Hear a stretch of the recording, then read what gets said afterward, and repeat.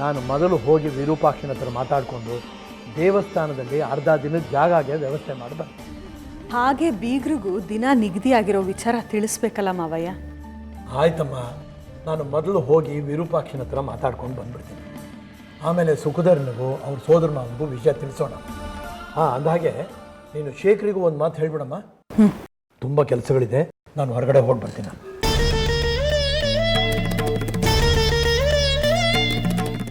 ಏನು ಅಂದರೆ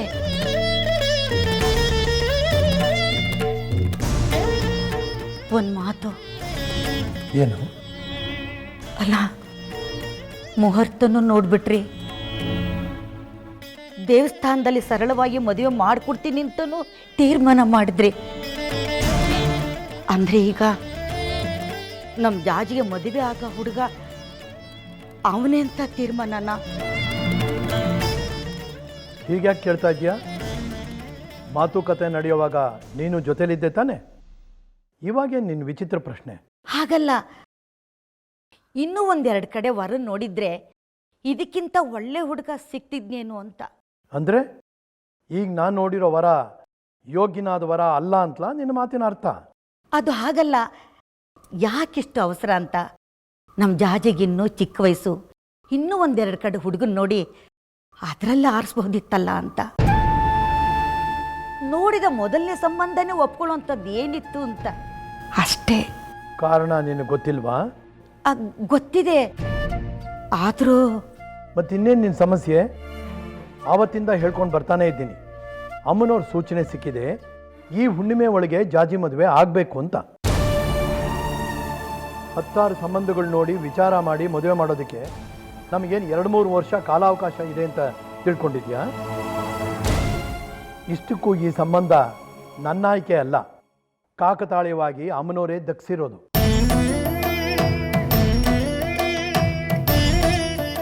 ಎಲ್ಲ ಕೂಡಿ ಬಂದಿದೆ, ಜಾತಕನೂ ಹೊಂದಾಣಿಕೆ ಆಗ್ತಾ ಇದೆ, ಇಷ್ಟಲ್ಲೇ ಒಳ್ಳೆ ಮುಹೂರ್ತನೂ ಇದೆ.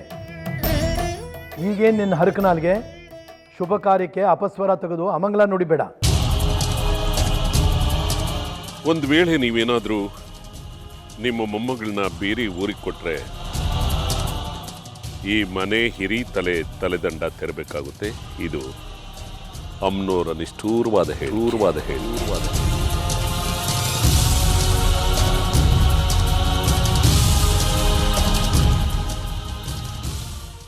ಅಯ್ಯೋ ದೇವ್ರೇ, ಏನಪ್ಪ ಮಾಡೋದು? ಈ ಮದುವೆ ನಡೆದ್ರೆ ಅವ್ರ ಜೀವಕ್ಕೆ ಅಪಾಯ. ನನ್ನ ಮಾತೇ ಕೇಳ್ತಿಲ್ವಲ್ಲ. ಅಮ್ಮ ತಾಯಿ, ನೀನೇ ಕಾಪಾಡಬೇಕಮ್ಮ.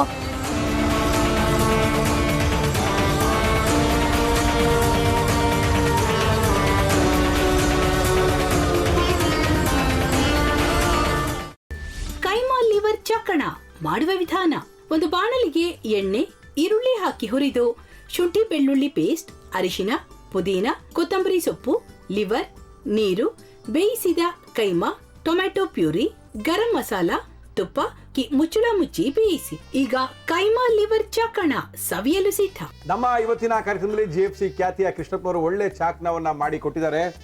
ಹೆಂಗಿದೆ ಅಂತ ಎಲ್ಲ ಹೇಳಕ್ಕಾಗಲ್ಲ, ನೀವು ಮಾಡ್ಕೊಂಡ್ರೆ.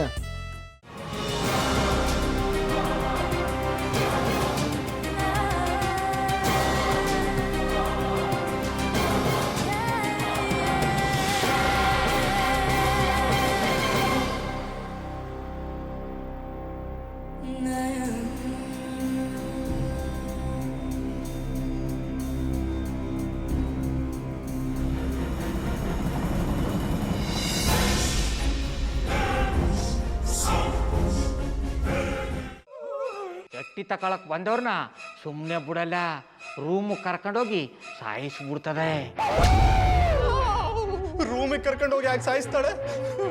ಯಾಕಂದ್ರೆ ಅದು ಅವಳು ಪ್ರಿಯಕರನ್ ಸಾಯಿಸಿದ ಜಾಗ, ಅದಕ್ಕೆ ಅಲ್ಲಿಗೆ ಕರ್ಕೊಂಡೋಗಿ ಸಾಯಿಸ್ಬಿಡ್ತದೆ. ಈ ಮನೇಲಿ ದೆವ್ವ ಇದೆ ಅಂತ ಭಾಸ್ಕರ್ ಅವ್ರು ನನ್ಗೆ ಹೇಳೇ ಇಲ್ಲ. ಅವ್ರ ಹಟ್ಟಿಲಿ ವಾಸ ಆಗಿದ್ರ ತಾನೆ ಹೇಳಕ. ಹಟ್ಟಿಲಿ ವಾಸ ಆಗಿರೋರ್ನ ಏನು ಮಾಡಲ್ಲ, ಆದ್ರೆ ಹಟ್ಟಿ ತಕೊಳಕ್ ಬಂದವ್ರನ್ನ ಅದು ಸುಮ್ಮನೆ ಬಿಡಲ್ಲ. ಇದನ್ನೆಲ್ಲ ಹೇಳ್ತಿದ್ಯಲ್ಲ, ನೀ ಯಾರು? ನಾನು ಹಟ್ಟಿ ವಾಚ್ಮ್ಯಾನ್. ನಾನು ಅರ್ಜೆಂಟಾಗಿ ರಾಮನಗರ ಹೋಗ್ಬೇಕು. ನೀನು ವೆಹಿಕಲ್ ಕಳಿಸ್ತೀಯಾ? ಅಷ್ಟೇ ತಾನೆ? ಎಷ್ಟು ಗಂಟೆಗೆ ಅಂತ ಹೇಳಿ ಕಳಿಸ್ತೀನಿ. ಮೊನ್ನೆ ಯಾರೊಬ್ರನ್ನ ಕಳಿಸಿದ್ಯಲ್ಲ ಅವನೇ ಕಳಿಸು, ಚೆನ್ನಾಗಿ ಓಡಿಸ್ತಾನ ಅವನು. ಮೊನ್ನೆನಾ? ಹಾಂ, ಶಿವು ಇರಬೇಕು. ಹಾಂ, ಅವನೇ. ಅಯ್ಯೋ, ಅವ್ನು ನಿನ್ನೆಯಿಂದ ಕೆಲಸಕ್ಕೆ ಬಂದಿಲ್ಲ. ಫೋನ್ ಮಾಡಿದ್ರೆ ರಿಸೀವ್ ಮಾಡ್ತಿಲ್ಲ.